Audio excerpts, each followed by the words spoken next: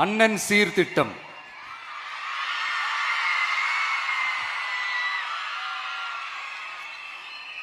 ஒவ்வொரு குடும்பத்திற்கும் மிகப்பெரிய மகிழ்வை தருவது அந்த குடும்பத்தில் நடக்கும் திருமண கொண்டாட்டம் தான்.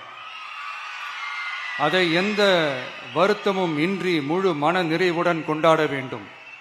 அதற்காகவே நம் தங்கைகளின் திருமணத்திற்காக 8 கிராம், அதாவது 1 பவுன் தங்கமும்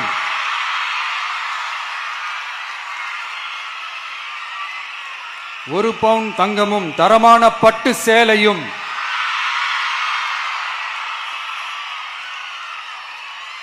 தாய் வீட்டில் இருந்து அண்ணன் சீராக அளிக்கப்படும்.